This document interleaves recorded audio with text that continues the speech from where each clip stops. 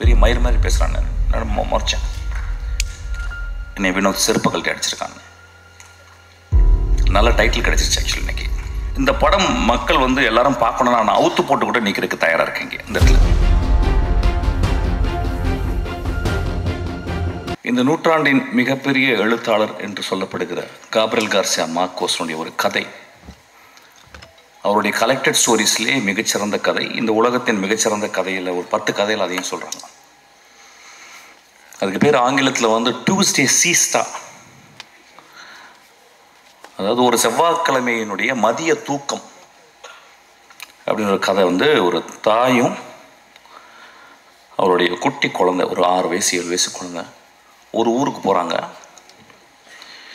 அந்த ஊரில் போயிட்டு ஒரு சர்ச்சில்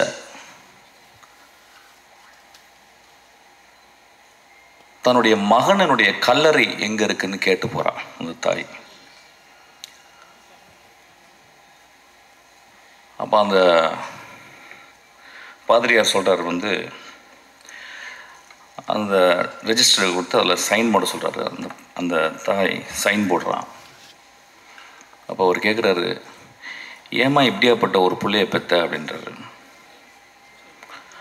அப்போ அது ஒரு சின்ன ஃப்ளாஷாக காப்ரியல் கார்சியா எழுதுறாரு. அந்த மனிதன், அந்த மகன் அந்த ஊருக்கு வந்திருக்கான். ஒரு நாள் இரவு ஒரு கதவை உடைக்கிறான். அந்த வீட்டுக்குள்ள ஒரு பெண் தனியாக இருக்கிறான். அவளுக்கு தெரிஞ்சிருச்சு யாரோ ஒரு திருடன் கதவை உடைக்கிறான்னு. நல்ல மழை வேற. அந்த பெண் ஒரு துப்பாக்கி எடுக்கிறான். அந்த துப்பாக்கி எப்படின்னா ஒரு 100 வருடங்கள், ஒரு 50 வருடங்கள் யூஸ் பண்ணாத ஒரு துப்பாக்கி. யாரோ தாத்தாவோ யாரோ உள்ள வச்சுருக்காங்க. அது மட்டும் தெரியுது. சின்ன வயசுலேருந்து பார்த்துருக்கேன். அந்த துப்பாக்கி தொட்டதே கிடையாது. துப்பாக்கி கண்டா பயங்கர பயம்.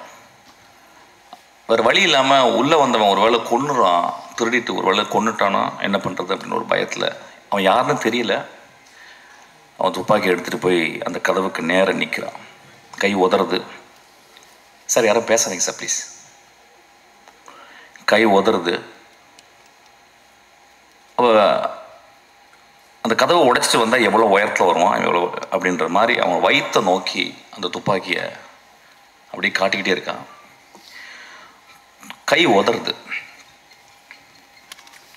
அப்போ காப்ரியல் கார்சியா எழுதுறாரு, அந்த கை உதறலுக்கு காரணம் பயம்,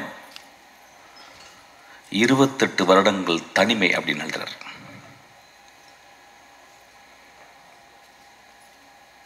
அதுக்கப்புறம் அவன் கையெழுத்து போடும்போது அந்த கேள்வி கேட்குறேன், இந்த மாதிரி பிள்ளை ஏன்பா பெத்தன்னு கேட்கும்போது தாய் சொல்கிறான், என் பிள்ளை ரொம்ப நல்ல பிள்ளைன்றான்.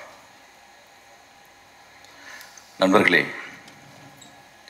ஒரு பெரிய கேள்வி வரும், திருடனை பெற்ற தாய் எப்படி நல்ல பிள்ளைன்னு சொல்கிறான் அப்படின்றது நீங்கள் அந்த கதையை படிக்கணும். ஒருவேளை தாய்க்கு எல்லா குழந்தைகளும் நல்ல குழந்தைகள் தான் நினைக்கிறேன். இந்த சமூகம்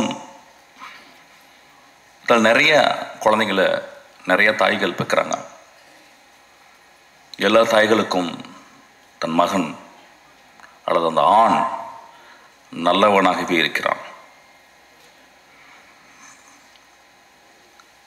கை உதறலுக்கு காரணம் தன்னை கொலை செய்து விட போகிறான் ஒருவன் அப்படின்ற பயம். அதுக்கப்புறம் 28 வருட தனிமை அப்படின்றார். அது ஏன் அந்த இடத்துல எழுதுனான்னு தெரியல. அந்த மாதிரி ஒரு தனிமையான பெண் தான் இந்த கொட்டுக்காளி. ஆக்சுவலாக கீழே ஒரு சப்டைட்டில் போட்டுருக்காங்க, ரொம்ப எனக்கு உடன்பாடே இல்லை. an adamant girl. Instead of that they would have put an adamant society அப்படின்னு போட்டிருக்குன்னு நினைக்கிறேன். இந்த சென்னையில் கிட்டத்தட்ட ஒரு 95 விழுக்காடு 96 விழுக்காடு இங்கே இருக்கவங்க எல்லாருமே கிராமத்துலேருந்து வந்தவங்க, என்ன உள்பட. இங்கே முதல்ல மனப்பாடம் பண்ணுறது பஸ் நம்பர்களை, இப்போ யாரும் மனப்பாடம் பண்ணுறதில்ல. அதுக்கப்புறம் பீச்சுக்கு போகிறது, அதுக்கப்புறம் இந்த நகரத்தினுடைய உடைகள், அது பர்டிகுலராக ஜீன்ஸு, ஷூ போடுறதுக்கு கால் பழகணும். ஏன்னா கால் விரல்கள் விரிச்சுக்கிட்டு இருக்கும். இதெல்லாம் சேர்ந்து ஒரு 10 வருடத்தில் நாம் வாழ்ந்த, பிறந்த, வளர்ந்த இடத்தை விட்டு நடமாடிக்கொண்டிருக்கும் இந்த நகரத்தில் நாம் ஒரு நகரவாசிகளாகவே வாழ்ந்து கொண்டிருக்கிறோம். இங்கே வந்தோடனே வேற ஜாதிகள் மறக்கப்படுகிறது, மதங்கள் மறக்கப்படுகிறது, நம்மளுடைய குற்றங்கள் மறக்கப்படுகிறது, நம்ம நல்லதெல்லாம் மறக்கப்படுகிறது. இங்கே பக்கத்தில் இருக்கவன்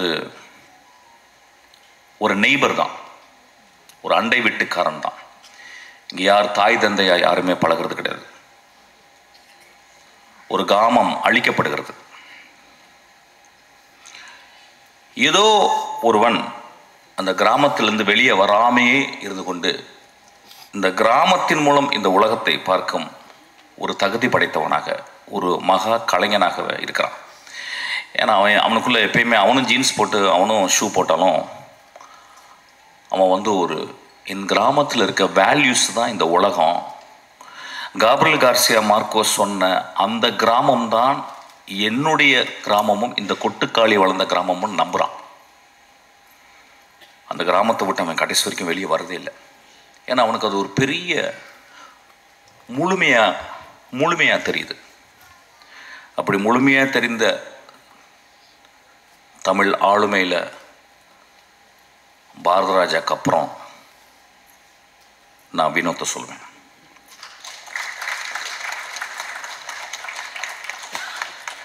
ஒரு திரைப்படம் எதுக்காக எடுக்கப்படுது அப்படின்னா,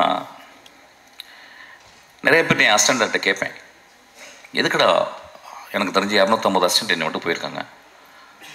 ஒரு வருஷத்துக்கு கிட்டத்தட்ட ஒரு 3000 அசிஸ்டன்ட் டைரக்டருக்காக வர்றவங்களை நான் சந்திக்கிறேன். கொஞ்சம் கூட சோம்பேறித்தனம் படாமல் அவங்கள்ட்ட நான் கேட்குறேன், எதுக்குப்பா நீ சினிமாவுக்கு வர்ற அப்படின்னு. அது இன்வேரியபிளாக என்ன ஆன்சர் இருக்கும் அப்படின்னா, சார் நான் சாதிக்கணும் சார், ஏதாவது ஒன்று பண்ணணும் சார் நான் அப்படின்னு தான் சொல்லுவான். அந்த கிட்டத்தட்ட எல்லா வெர்ஷன்ஸும் ஒரே மாதிரி இருக்கும். இல்லை சார் என்கிட்ட ஒரு கதை இருக்குது சார், நான் ஒன்று பண்ணணும் சார்.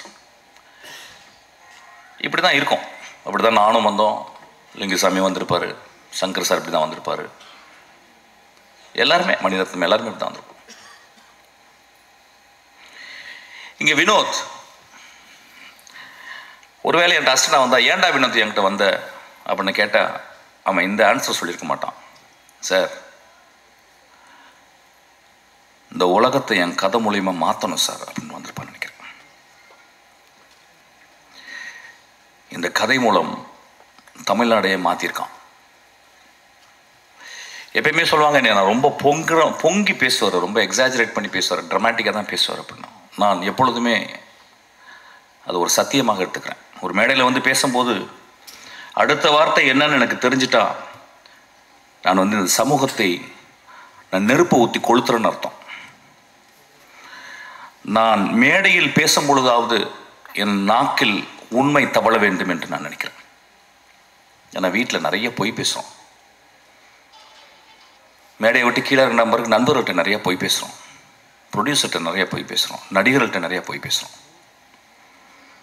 இந்த மேடையில் உண்மை பேச மட்டுமே நான் வந்திருக்கேன். அவ்வளோ தைரியத்தையும் நெஞ்சுரத்தையும் என்னுடைய ரத்தத்தை கொதிப்பு நிலையும் கொண்டு வந்தது இந்த படம்.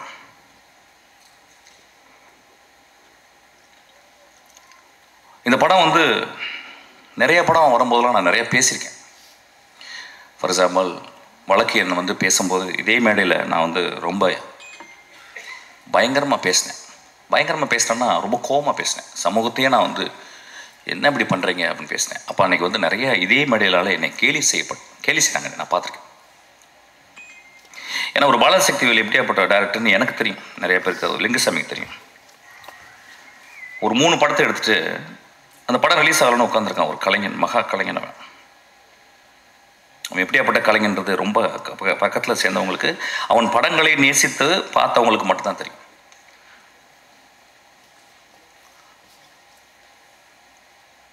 இந்த படத்தில் இது எதுக்கு கொட்டுக்காளின்னு வச்சான்னு தெரியல, எனக்கு நிறைய மீனிங் என்னமோ போகுது.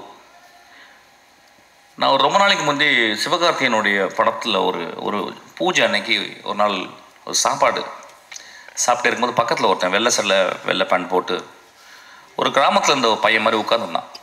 அறிமுகப்படுத்தினான். யாரா நீ தம்பி அப்படின்னேன். சார் நான் தான் சார் வினோத். அப்படின்னா யார்ப்பா? இல்லை சார் நான் வந்து கூழாங்கல். அப்படி ஆமாம் ஏதோ பேசிக்கிட்டு இருக்காங்க நான் சொல்லுவேன். சரி என்னப்பா அந்த படம் ரிலீஸ் ஆகுதா இல்லையா?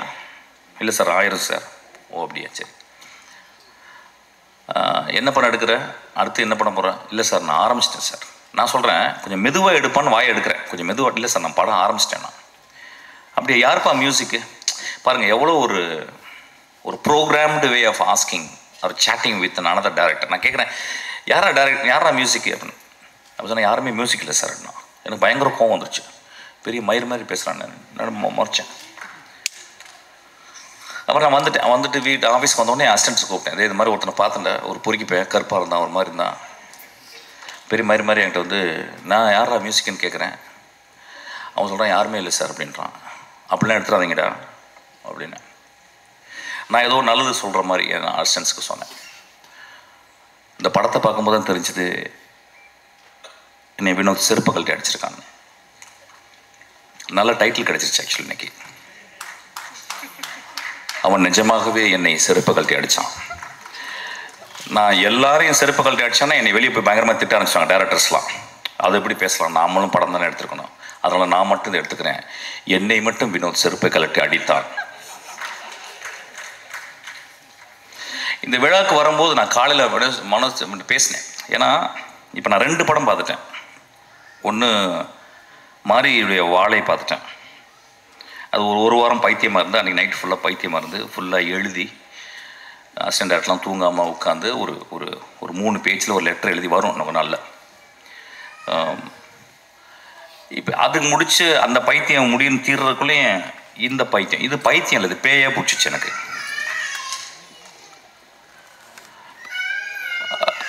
அப்போ வந்து இந்த படத்தில் வந்து அவன் ஏன் மியூசிக் டைரக்ஷன் பண்ணலை அப்படிங்கும்போது அதுக்கு ஒரு பெரிய அது வந்து ஒரு குருட்டாம்போக்கில் எடுக்கப்பட்ட ஒரு முடிவல்ல. The decision came out of his vision of cinema. அவன் எப்படி சினிமாவை ட்ரூத்ஃபுல்லாக பார்க்குறான் அப்படின்றதுக்கு ஒரு காரணம். ஏதோ ஒரு வகையில் நம்ம என்ன பண்ணுறோம், ஒரு மியூசிக் மூலியமாக நம்ம சட்டையை அயன் பண்ணிடுறோம், நம்ம திரைப்படங்களை நம்ம அயன் பண்ணிடுறோம். அவன் என் சட்டை என் திரைப்படம் சுருக்கமாகவே இருக்கணும் அப்படின்றான். என் பாட்டியினுடைய அந்த இடுப்பை சுற்றி இப்படி உள்ள சுருவா பார்த்தீங்களா, அது வெளியே எடுத்தால் எவ்வளோ சுருக்கம் இருக்கும் அந்த முந்தானையில், அந்த அளவுக்கு சுருக்கத்தை அவன் பார்க்குறான். அவ்வளோ ட்ரூத்தை பார்க்குறான். இந்த படத்தை பற்றி நான் வந்து ஒரு 4 நாள் கண்டினியூஸாக என்னால் பேச முடியும். ஆனால் படத்தை பார்த்துட்டு வெளியே வந்தோடனே நைட்டு நான் என்ன பண்ணுறதுன்னு எனக்கு தெரியல. வழக்கம் போல் சொன்ன மாதிரி நல்லா இருக்குப்பா, சூப்பர்ப்பா, நல்ல ட்ரை பண்ணியிருக்கேன். இப்போ நிறைய பேர் சினிமா பாட்டு வந்தோன்னா உஷாராக பேசுகிறது எப்படின்னு கேட்டால் வித்தியாசமாக முயற்சி செஞ்சுருக்கேன்னு. அது கெட்ட வார்த்தை சொல்லி தான் சொல்லணும், பட் அப்படி சொல்ல முடியாது, போர் அடிக்குது எனக்கு ஆக்சுவலாக. அந்த மாதிரி எதாவது பேசிட்டு போயிடுறது, இல்லைன்னா நல்ல ஃபியூச்சர் இருக்குப்பா அப்படின்றது. அப்புறம் ரொம்ப மோசமாக ஒரு தடவை பார்க்கலாம் அப்படின்றது. நண்பர்களே, இங்கே வரும்போது யோசிச்சேன் நான் என்ன பேசணும், இந்த படத்தை நான் வந்து எப்படி மக்கள்கிட்ட கொண்டு போய் சேர்க்கணும். ஏன்னா என் லைஃப்பில் இது வந்து ஒரு பெரிய பொறுப்பாக நான் பார்க்குறேன்.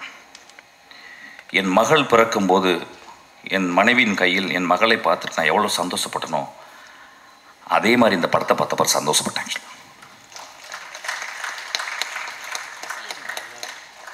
இந்த படத்தை பற்றி மக்கள்கிட்ட கொண்டு போய் சேர்க்குறதுக்கு என்னென்னா நிறைய பல்ட்டி குட்டிக்காரனெல்லாம் அடித்தாச்சு. யூஸ்வலாக நான் நிறைய பேசியிருக்கேன்.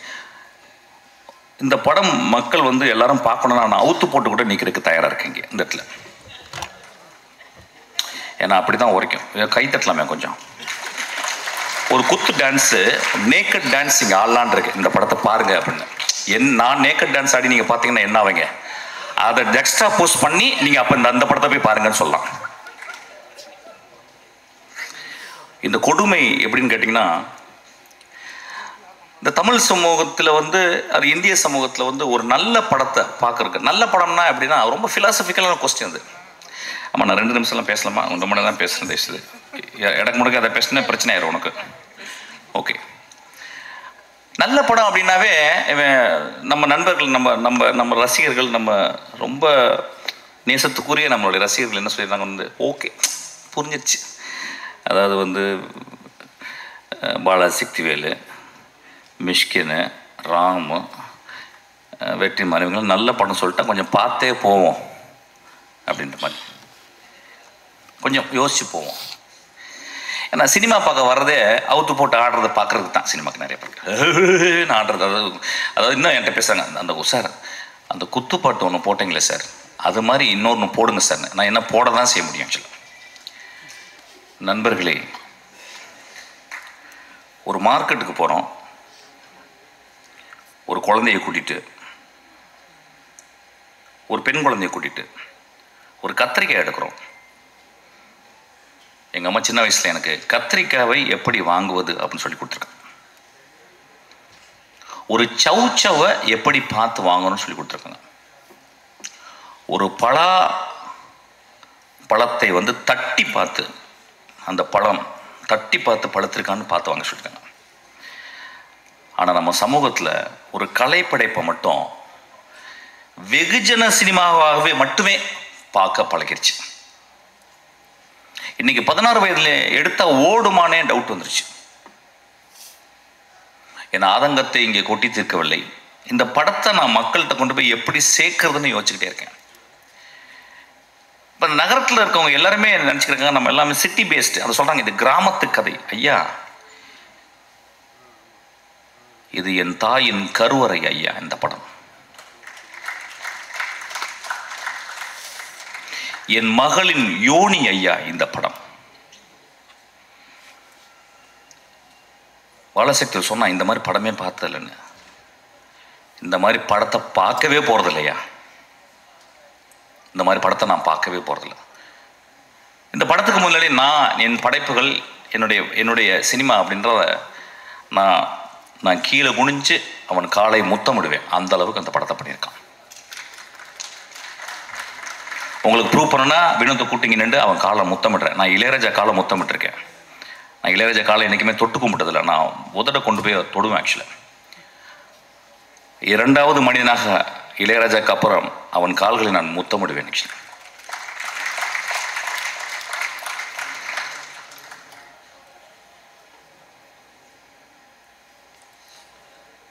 ஒரு படத்தை பார்க்கும்போது அடுத்த சீன் என்ன, அடுத்த சீன் என்ன, அடுத்த சீன் என்ன, அடுத்த சீன் என்னன்னு சொல்லிட்டு நாங்கள்லாம் எழுதும்போது ரொம்ப கேர்ஃபுல்லாக.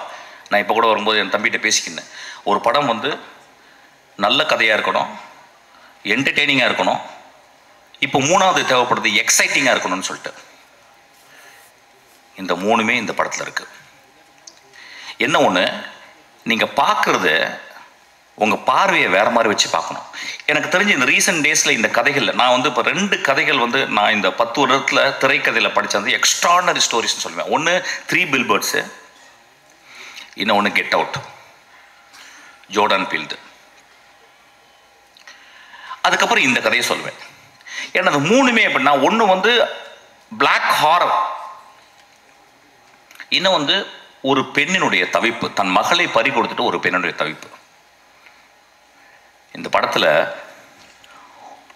ஒரு குடும்பம் ஒரு பெண்ணை வச்சுக்கிட்டு தவிக்கிறாங்க. அவ்வளவு சிறந்த மனிதர்கள் அந்த குடும்பத்தில் இருக்கவங்க. அந்த குடும்பம் பார்க்கும்போது, படம் பார்க்கும்போது அவங்க கெட்டவங்க மாதிரி தெரியும். எனக்கு ரொம்ப அந்த பெண்ணோட அந்த குடும்பம் ரொம்ப நல்லதாக தெரிஞ்சுது. வினோத் இந்த கேரக்டருக்கு வந்து வேற யாராவது பண்ணியிருந்தா நல்லா இருக்காதோ, நடிச்சிருவாங்களோங்கிறதுக்காக தன்னுடைய அக்காவையும் தன்னுடைய பெரியம்மா பொண்ணு தங்கச்சிகளாம் நடிக்க வச்சிருக்கான். இந்த படத்தில் வந்து 2 காட்சிகள் நான் சொல்லுவேன். பாலாஜி பாதி கதை சொல்லிட்டேன். ஆக்சுவலாக நான் சொல்ல மாட்டேன். உன்னை அதுக்கு அடிக்கணும். டே பாலாஜி, பாதி கதையை சொல்லிட்டேன். நீ ஆக்சுவலாக நான் சொல்ல மாட்டேன். இந்த படத்தில் வந்து ஒரு சேவல் நடிச்சிருக்கு. அதான் முதல்ல பார்த்துருப்பீங்க. சேவல் நடிச்சிருக்குன்னு சொல்கிறத விட அந்த சேவலை அவன் வந்து கேப்சர் பண்ணியிருக்கான். அது முதல் ஷாட்டாக நீங்கள் போட்டிருக்கான், நீங்கள் பார்க்கணும். ஆக்சுவலாக இந்த படம் சினிமாவை எப்படி பார்ப்பது, நாம் என்ன சினிமா பார்த்துக்கிட்டு இருக்கோம், அதாவது மொமெண்ட்ஸ்ன்னு சொல்லுவாங்க. சினிமாவில் வந்து மொமெண்ட்ஸ்ன்னு சொல்லுவாங்க. எனக்கு தெரிஞ்ச இந்த 27 வருடத்தில் 2 மொமெண்ட் தான் நான் கிரியேட் பண்ணியிருக்கேன். ஒரு மொமெண்ட் வந்து வெட்டி போட்டவன் இடத்துல வந்து ஒரு கிழவி வந்து பூ போடுறான். ரெண்டாவது மொமெண்ட் வந்து தன் மகள் இறந்து போன பிறகு அப்பாவுடைய சிகரெட்டை வந்து குடிக்கக்கூடாதுன்னு கஷ்டப்படுறான். இந்த 2 மொமெண்ட்டும் 27 வருஷத்துல. இந்த படத்துல 60 சீனுமே 60 மொமெண்டா பண்ணியிருக்கான். இந்த படத்தில் வந்து இயற்கையை அவன் யூஸ் பண்ணது, மனிதர்களுக்கு முன்னால இயற்கையை அவன் யூஸ் பண்ணது. ஒருவேளை நான் பேசுறது போர் அடிச்சாலும் அடிக்கலாம், பட் பரவாயில்ல, ஏதாவது பேசுறேன். ஏன்னா கொஞ்ச நேரம் பேசுறதுக்கு கேட்கறதுக்கு போயிடுச்சு. மச்சான் நெக்ஸ்ட் சீன் என்னன்னு போயிருது. ஆக்சுவலா நண்பர்களே,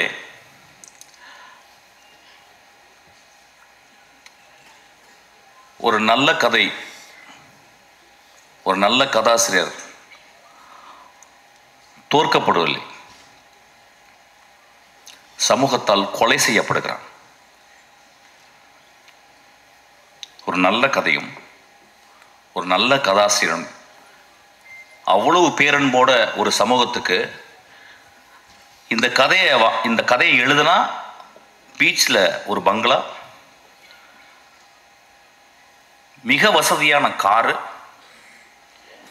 அதுக்கப்புறம் 100 வருஷத்துக்கு வந்து சொத்து அப்படின்னு இல்லாம இந்த கதை பண்ணா சமூகத்தின் இதயத்தை கொஞ்சோண்டு தொற்றுலாம் அப்படின்னு வினோத் பண்ணியிருக்கான்.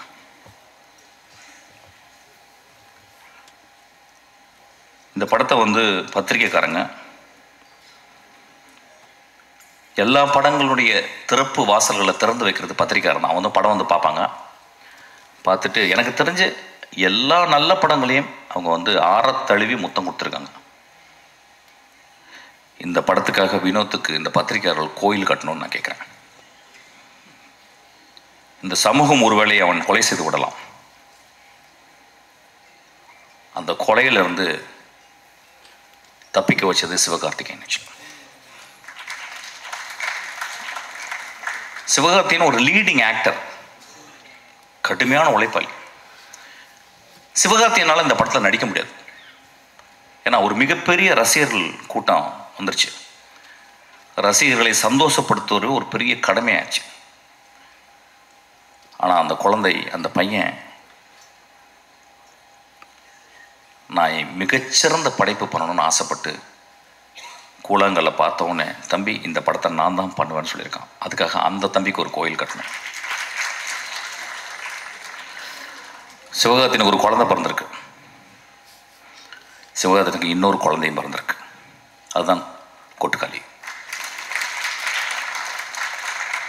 இந்த படத்தில் நடித்தவர்கள், அந்த அனா பென் ஒருத்தர் நடிச்சிருக்கா. தெரியல, தமிழில் இருக்க பெண்ணுங்கள்லாம் இப்போல்லாம் நடிக்கவே வரதில்லை நல்ல படங்களுக்கு. சார் எனக்கு 2 பாட்டு இருக்கா, 3 டான்ஸ் இருக்கா, தௌபா தௌபா தௌபான்னு அப்படின்னு ஏதாவது டான்ஸ் ஸ்டெப்பு, ஹூக் ஸ்டெப்பு வைக்கிறதுக்கு இருக்கான்னு பார்ப்பாங்க. அப்போ தமிழில் பொம்பளைங்களே கிடையாது. அப்போ இங்கேருந்து போயிட்டு பஸ் ஏறி போயிட்டு ஆனபெல்னு ஒரு சிறுக்கியை பிடிச்சிட்டு வந்திருக்கான். ஆக்சுவலாக ஒரு பேய் அரக்கி. அவ எத்தனை வார்த்தை பேசியிருக்கான்னா 1.5 வார்த்தை பேசியிருக்கான்னு நினைக்கிறேன். ஒரு பாட்டு வர பாடிட்டா அதுக்கு அடி, ஒரே அடி சூரி போட்டு ஒரு மணி நேரம் அடி அடிக்கிறான் போட்டவளை. இந்த சமூகம் அப்படித்தானே இருக்கு. ஒரு பெண் பாடக்கூடாதுல்ல. ஒரு எக்ஸ்ட்ரானரி பெர்ஃபார்மன்ஸ். அநேகமாக இந்த வருஷத்தினுடைய நேஷனல் அவார்டு அந்த குழந்தைக்கு கிடைக்கணும்னு நான் வந்து ஆசீர்வாதம் பண்ணுறேன். அதுக்கப்புறம் சூரியனுடைய எவல்யூஷன் கேரக்டர் ஆர்க். நான் சினிமாவில் தான் கேரக்டர் ஆர்க் பார்த்துருக்கேன். ஒரு கதையின் கதாநாயகன் ஃபஸ்ட்டு சீனில் வந்து மோசமாக இருப்பான், கடைசி சீனில் ஒரு பெரிய மகானாக இருப்பான். ஃபஸ்ட்டு சீனில் மகானாக இருப்பான், கடைசி சீனில் வந்து கொடுங்கோலனாக மாறிடுவான். இது வந்து கேரக்டர் ஆர்க்கு. இது சினிமாவில் தான், கதைகளில் தான் நடக்கும். நிஜ வாழ்க்கையிலே சூரிக்கு நடந்திருக்கு. ஒரு கமெடியனாக உருவாகி இன்னைக்கு ஒரு உலகம் போற்றும் ஒரு நடிகனாக மாறியிருக்கான். நான் அன்றைக்கி நைட்டு இரவு உட்காந்து பேசினேன். என்னடா மகனே நீ இப்படி, எங்கடா உனக்கு ஏதாவது அருள்கிருள் வந்துருச்சா, இல்லை காதில் ஏதாவது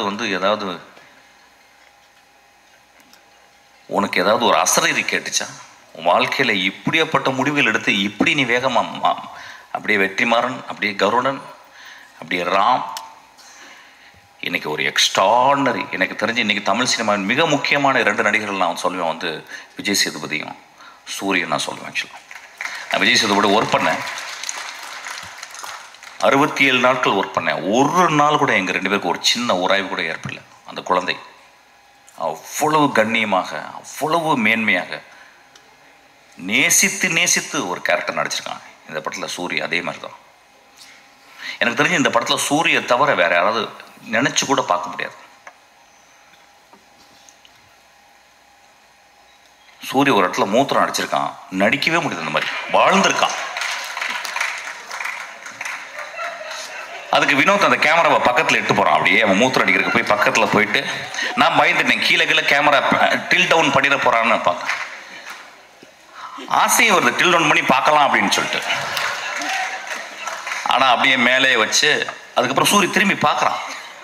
மனிதர்களே என்ன பெர்ஃபார்மன்ஸு, என்ன எவ்வளவு நம்பிக்கை அந்த கேமரா மேலே. முதல் சீனை வந்து அவன் கிட்டத்தட்ட ஒரு 4 நிமிஷம் கேமரா எட்டு போயிட்டு ஒரு அம்மா குளிச்சுட்டு அதை தலையில் தண்ணியை தொளிச்சிட்டு தன் மகள் இப்படி பண்ணிட்டாலே, மகள் இப்படி பண்ணிட்டேன்னு அவள் கோயிலுக்கு போகிறத வந்து ஒரு extreme long shot. I think இந்தியாவில் ஒரு லாங்கஸ்ட் ஷாட்டாக கூட இருக்குன்னு நினைக்கிறேன். அங்கே எடுக்கும் போதே அவன் அதோடைய கான்ஃபிடென்ட்டை சொல்கிறான், நான் என்ன மாதிரி படம் பண்ண போகிறேன், என்ன மாதிரி படத்தை நீங்கள் பார்க்க போகிறேங்கன்றது அவன் பிச் பண்ணுறான். இந்த படத்தை பற்றி இன்னொரு தருணத்தில் நிறைய பேசலாம். ஏன்னா இங்கே வந்து மொத்தமே 4 டேரக்டர்ஸ் தான் வந்திருக்கோம். நான் வந்து ரொம்ப நேரம் டைம் எடுத்துக்கூடாது, நிறையா பேசுவேன், என்னால் பேச முடியும்.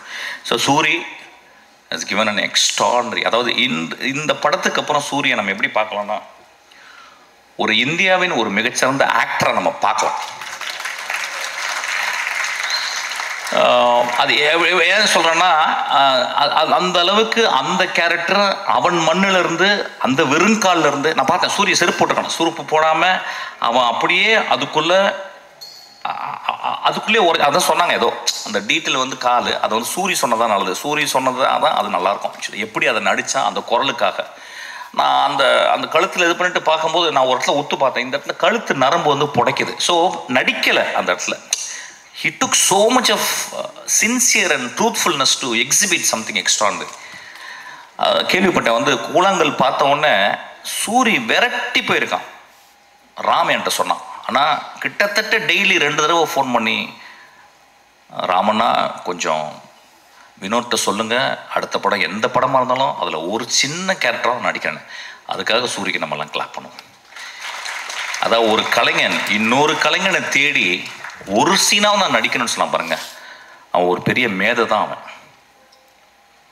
பெரிய மேதை தான் அவன். நண்பர்களே, இந்த படத்தை பற்றி நான் நிறைய சொல்ல முடியும். ஆனால் I am not very sure how far I can talk. ஒரு மிகப்பெரிய அனுபவம். இந்த படம் வந்து ஒவ்வொரு குடும்பமும் போய் பாருங்க. அதாவது மோசமான படங்களை சில படங்களை நம்ம பார்க்குறோம்,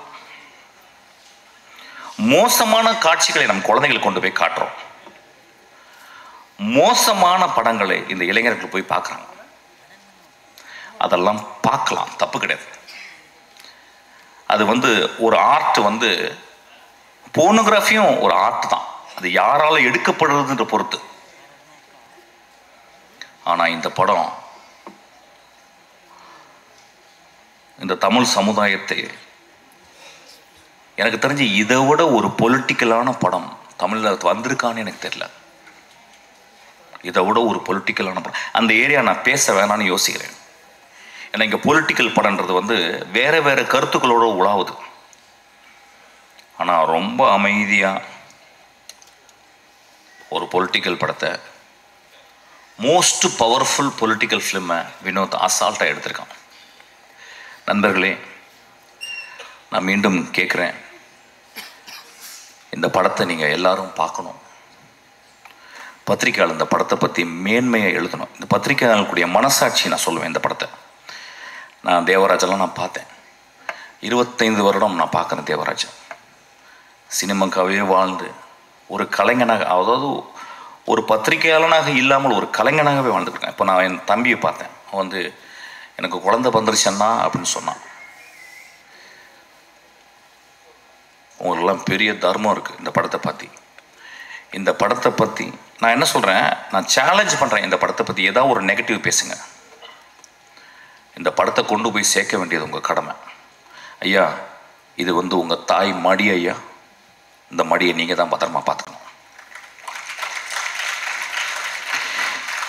நான் ரசிகர்கள், சினிமாவை நேசிக்கும் ரசிகர்கள், ஒவ்வொரு தடவையும் சினிமா ரசிகர்களால், அந்த தாயுள்ளம் கொண்ட ரசிகர்களால் கண்டுபிடிக்கப்பட்ட மகா ஆளுமைகள் தான் பாரதராஜா, மணிரத்னம், பாக்யராஜ், பாலச்சந்தர், பாலா, வெற்றிமாறன், ராம், பாலாஜி சக்திவேல். இவங்கெல்லாம் மகா உன்னதமான படைப்புகளை கொடுத்து மக்களுடைய அங்கீகாரம் பட்டு நீங்கள் தொட்டில் போட்டு தாளாட்டி இன்றைக்கி இவ்வளோ பெரிய ஆளாக இருக்கிறாங்க. அந்த மாதிரி தங்கத்தில் ஒரு தொட்டில் கட்ட வேண்டிய என் குழந்தை வினோத். கடைசி விவசாயி பார்த்துட்டு நான் அவ்வளவு கஷ்டப்பட்டேன். தியேட்டரில் 4 பேர் தான் இருந்தாங்க. ஒரு மகா உன்னதமான படைப்பு அது. அதுக்கு கேட்டால் என்ன சொல்கிறாங்க, ஏன் சார் ஃபாஸ்ட்டாக இல்லைன்றாங்க. ஐயா, ஏன் ஒரே நாளில் குழந்தை பிறக்கக்கூடாது? ஏன் இயற்கை 10 மாதம் ஒரு தாயை சுமக்க வச்சிச்சு?